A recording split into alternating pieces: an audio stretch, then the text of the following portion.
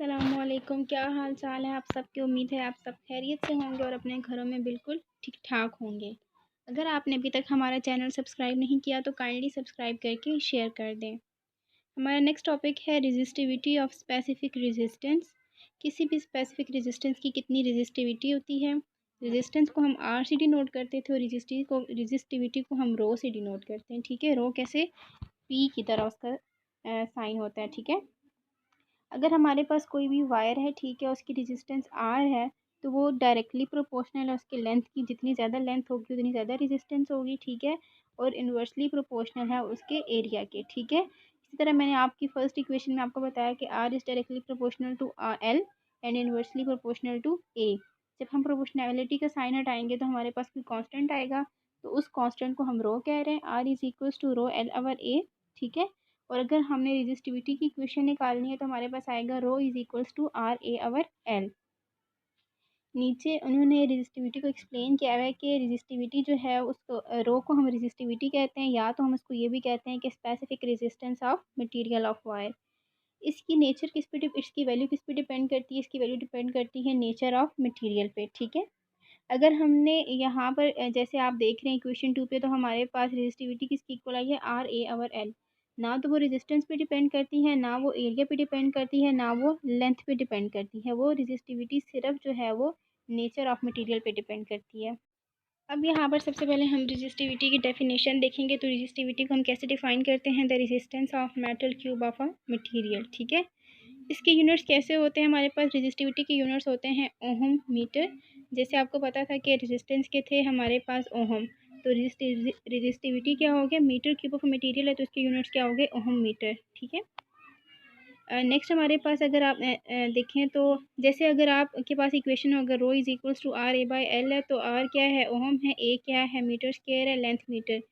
Metre metre से cancel, तो हमारे पास सिर्फ ओहम मीटर आ जाएगा। ठीक है, नेक्स्ट हमारे पास ये है कंडक्टेंस है। अब कंडक्टेंस जो होता है वो रेसिप्रोकल होता है रेजिस्टेंस का। ठीक है, कंडक्टेंस किसकी इक्वल आ गया, 1 आवर रेजिस्टेंस। और रेजिस्टेंस के यूनिट्स क्या होते हैं, ओहम, तो कंडक्टेंस के यूनिट्स क्या हो गए, पर ओहम। ठीक है, और इसके और भी यूनिट्स होते हैं जिनको हम कहते हैं मोह और साइमन। ठीक है, एक कंडक्टेंस देख लिया जो कि रेसिप्रोकल हो गया रेजिस्टेंस का। एक और चीज़ होती है कंडक्टिविटी जो कि रेसिप्रोकल होती है रेजिस्टिविटी के।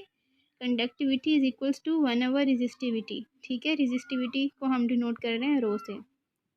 ऐसा यूनिट ऑफ कंडक्टिविटी क्या है, पर ओहम पर मीटर है, क्योंकि हमने अभी पढ़ा है कि हमारे पास रेजिस्टिविटी के यूनिट क्या होते हैं, ओहम मीटर। तो जब रेसिप्रोकल लेंगे तो पर ओहम पर मीटर होते हैं। इसके और भी फर्दर यूनिट्स हैं, मोहो पर मीटर या पर मीटर एम एच। ठीक है, अब हम देखते हैं टेम्परेचर का क्या अफेक्ट है रेजिस्टिविटी के ऊपर। ठीक है, dependence of resistivity upon temperature. ठीक है, अब मैंने आपको पिछले लेक्चर में बताया था कि रेजिस्टेंस किस वजह से होती है, कि रैंडम मूवमेंट ऑफ इलेक्ट्रॉन्स की, फ्री इलेक्ट्रॉन्स अपनी वॉल्स के साथ, एटम्स के साथ। ठीक है, तो इससे हमारे पास रेजिस्टेंस इंक्रीज होती है। ठीक है, तो resistance of conductor is due to the collision of free electrons with the latest atom. जैसे जैसे हम टेम्परेचर इंक्रीज़ करते हैं, ठीक है, तो हमारे पास एटम्स जो हैं उनकी जो वाइब्रेशन करने की जो कैपेसिटी होती है वो भी इंक्रीज़ करती है, क्योंकि number of free electrons increase कर रहे होते हैं। ठीक है, तो जिसकी वजह से जो कोलिजन होती है फ्री इलेक्ट्रॉन की लेटेस्ट एटम्स के साथ वो भी इंक्रीज़ होती है। ठीक है, तो इसका मतलब ये है कि हमारे पास रेजिस्टेंस ऑफ जो कंडक्टर है वो इंक्रीज़ करती है टेम्परेचर के इंक्रीज़ करने से। ये तो हमने इसका इफ़ेक्ट देख लिया कि ऐसा करने से ऐसा होता है। अब हम चलते हैं इसकी इसकी डेरिवेशन की तरफ। अगर वो कह रहा है कि R not and R T को वो रेजिस्टेंस ले रहा है। ठीक है, अब वो कह रहा है कि हमारे पास आर नॉट जो है वो रेजिस्टेंस है 0 डिग्री सेल्सियस पे, हम यहाँ टेम्परेचर की रिस्पेक्ट से बात कर रहे हैं। और आर टी जो है वो रेजिस्टेंस है टी डिग्री सेंटीग्रेड पे। टी उसने किसी भी टेम्परेचर, ठीक है, उसने जनरल को लेने के लिए उसको टी कह दिया। ठीक है, तो इस केस में हमारे पास क्या होगा, हमारे पास formula R T is equals to R naught 1 plus alpha T. लेकिन यहाँ पर हमने अल्फ़ा की अगर वैल्यू निकालनी है, अल्फ़ा कोई भी कांस्टेंट है। ठीक है, हम कोई भी इक्वेशन बनाने के बाद उसमें से कांस्टेंट की वैल्यू को फाइंड आउट करते हैं बाय अरेंजिंग द इक्वेशन। ठीक है, तो कैसे आएगा, सबसे पहले R T is equals to R naught plus R naught alpha T आ जाएगा। ठीक है, R T minus R naught हो जाएगा और एक साइड पे क्या होगा, आर नॉट अल्फ़ा टी। ठीक है, फिर आप क्या करेंगे, आपने सिर्फ अल्फ़ा की वैल्यू कैलकुलेट करनी है, तो आर नॉट टी जो है वो R T minus R not की डिवीजन में आ जाएगा। ठीक है, ये हमने अल्फ़ा कांस्टेंट की एक कांस्टेंट है जिसकी हमने इक्वेशन निकाली है। अब अल्फ़ा है क्या, अल्फ़ा है temperature coefficient of resistance of material है, ठीक है। क्या है हमारे पास? Temperature coefficient of resistance of material, और इसको हम डिफाइन किस तरह से करते हैं? The fractional change in resistance per kelvin in temperature, मतलब फ्रैक्शनल चेंज रेजिस्टेंस में with respect to the per kelvin in temperature, ठीक है। इसके अब पर केल्विन की बात है तो इसका मतलब ये है कि इसके यूनिट्स क्या होंगे? पर केल्विन होंगे, K-1, ठीक है। अब वो बात कर रहा है, अभी तो हमने उसकी रेजिस्टेंस की बात की है, फिर हमने उसके कोफिशिएंट की बात की है। अब हम बात करते हैं रेजिस्टिविटी की, ठीक है। वो कह रहा है कि अगर रो नॉट जो है वो 0 डिग्री सेंटीग्रेड पे रेजिस्टिविटी है और रो टी जो है वो T डिग्री सेंटीग्रेड पे रेजिस्टिविटी है, तो फर्दर हमने आर नॉट और आर टी को एक्सप्लेन करना है। तो आर नॉट किसकी इक्वल आ जाएगा? रो नॉट एल ओवर ए, जिस तरह के हमने फर्स्ट इक्वेशन में देखा था रेजिस्टिविटी ऑफ स्पेसिफिक रेजिस्टेंस में कि आर किसकी इक्वल होता है? रो एल बाई ए। अब यहाँ पे जो ज़ीरो है वो 0 डिग्री टेम्परेचर को शो कर रहा है और टी जो है वो T डिग्री टेम्परेचर को शो कर रहा है, ठीक है। आर टी की भी इसी तरह से आ गई। अब अल्फ़ा किसकी इक्वल था? R T minus R not divided by R not T, उसमें हम आर टी और आर नॉट की वैल्यू पुट करेंगे, ठीक है। तो हमारे पास अल्फ़ा की क्या इक्वेशन आएगी? पी टी और rho T minus rho naught divided by rho naught of T, ठीक है। यहाँ पर हमारे पास coefficient of resistance of material की ये इक्वेशन एक और आ गई, ठीक है। इससे हमें क्या पता चलता है कि रेजिस्टिविटी अगर हम लोग चेंज करेंगे हमारे पास तो ग्राफ में वो चेंजेस आएंगे। जैसे देखिए नीचे एक्सप्लेन किया हुआ है, the variation of resistivity of the copper with temperature. अब कॉपर की उन्होंने बताई हुई है, ठीक है, वो मैं आपको फर्दर आके दिखाती हूँ, ठीक है। कुछ ऐसे टेम्परेचर्स होते हैं जिनके negative of temperature coefficient of resistance होता है, ठीक है। इसका मतलब ये है कि उनकी रेजिस्टेंस डिक्रीज़ करती है जैसे जैसे टेम्परेचर इंक्रीज़ करता है।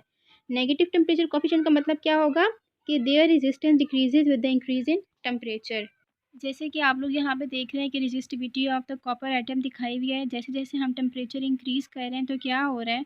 ये इंक्रीज़ कर रही है इसकी रेजिस्टिविटी, ठीक है। रेजिस्टिविटी और टेम्परेचर का ये ग्राफ है, ठीक है। वो मटेरियल जिनका नेगेटिव टेम्परेचर कोफिशिएंट होता है, ठीक है, जिनका टेम्परेचर इंक्रीज़ करने से डिक्रीज़ हो जाता है तो उनको हम कहते हैं सेमीकंडक्टर, ठीक है। जैसे कि हमारे पास जर्मेनियम हो गया, सिलिकॉन हो गया, ठीक है, जिनकी रेजिस्टेंस डिक्रीज़ करती है हम टेम्परेचर, जिनका हमारे पास इन्वर्स इफेक्ट है, ठीक है। तो वो सेमीकंडक्टर मटेरियल्स होते हैं जिनमें सिलिकॉन, जर्मेनियम वगैरह आते हैं, ठीक है।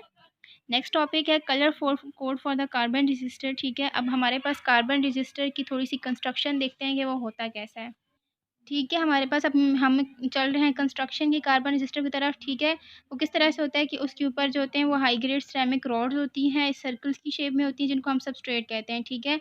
और उसके ऊपर रेजिस्टिव लेयर होती है किस एटम की? कार्बन की होती है, ठीक है।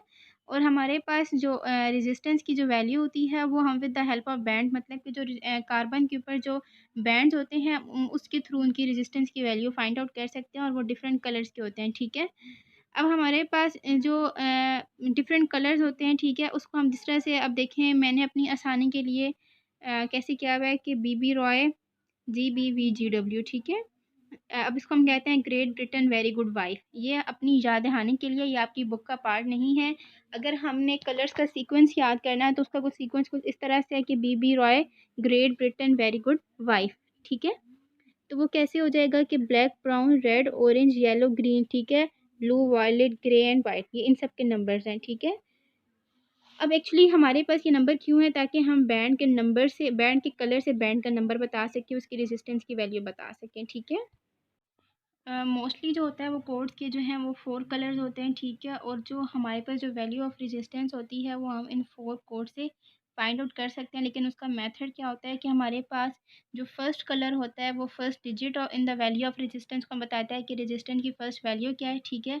और जो सेकंड कलर होगा वो हमें सेकंड डिजिट बताएगा और जो थर्ड कलर होगा वो हमें बताएगा कि इन 2 नंबर्स के बाद कितने ज़ीरोज़ आ रहे हैं, ठीक है। और जो फोर्थ कलर होता है हमें टॉलरेंस बताता है रेजिस्टेंस की, ठीक है। वो या सिल्वर भी हो सकती है या गोल्ड भी हो सकती है, ठीक है। अगर तो वो सिल्वर है तो टॉलरेंस ऑफ रेजिस्टेंस की जो वैल्यू होगी वो होगी ±10%। और अगर वो गोल्ड होगा तो उस केस में जो टॉलरेंस ऑफ रेजिस्टेंस की जो वैल्यू होगी वो होगी ±5%, ठीक है। और अगर हमारे पास कोई भी फोर्थ कलर नहीं है, मतलब ना तो हमारे पास गोल्ड और ना सिल्वर है, ठीक है, तो उस केस में टॉलरेंस की जो वैल्यू होगी वो होगी ±20%। अब हमने टॉलरेंस का बता तो दिया कि टॉलरेंस ऑफ रेजिस्टेंस की इतनी वैल्यू है, लेकिन टॉलरेंस है क्या, ठीक है। टॉलरेंस वो होती है कि कितनी पॉसिबल वेरिएशन हो सकती है रेजिस्टेंस की वैल्यू में, ठीक है। फॉर एग्जांपल हम देखें एक रेजिस्टर है जिसकी वैल्यू है 100 ओहम और उसकी जो टॉलरेंस है वो ±10% है। तो उसको जब हम सॉल्व करेंगे, ठीक है, तो उसकी जो एक्चुअल रेजिस्टेंस आएगी वो 900 ओहम और 1100 ओहम के मिड में होगी, ठीक है। अब हम चलते हैं इसकी एक एग्जांपल की तरफ या हम इसी को एक्सप्लेन करते हैं, ठीक है। देखिए जैसे कि मैंने आपको दिखाया कि फ़र्स्ट जो बैंड है वो ब्राउन है, सेकंड ब्लैक है, third red and then silver है, ठीक है। जो फर्स्ट बैंड होगा वो फर्स्ट डिजिट को, सेकंड डिजिट को, थर्ड जो है वो नंबर ऑफ ज़ीरोज़ का एंड फोर्थ टॉलरेंस को शो करता है, ठीक है। तो ब्राउन का 1, ब्लैक का 0, रेड के 2 होता है तो 2 ज़ीरोज़ 1000 बनेगा, ठीक है। 10% किसकी वजह से है, क्योंकि सिल्वर की टॉलरेंस वैल्यू 10% होती है, ठीक है। परसेंट की जगह 100, ऑफ की जगह मल्टीप्लाई इसको सॉल्व किया तो 100 आ गया, ठीक है। अब दरमियान में प्लस माइनस है तो इसका मतलब है हमने इसको ऐड भी करना है और सब्ट्रैक्ट भी करना है। सब्ट्रैक्ट करने से 900 आ गया और ऐड करने से 1100 आ गया। इसका मतलब ये है कि कोई भी ऐसा जिसकी हमारे पास ब्राउन, ब्लैक एंड रेड और सिल्वर के साथ होगा हमारे पास, तो उसकी वैल्यू जो है वो 900 और 1100 के बिटवीन में आएगी। इससे पीछे मैंने आपको बताया था कि for a resistance of 1000 ohm and the tolerance of ±10% उसकी ये वैल्यू आएगी, ठीक है। यहाँ पर हमारा आज का लेक्चर कंक्लूड हुआ। Thank you.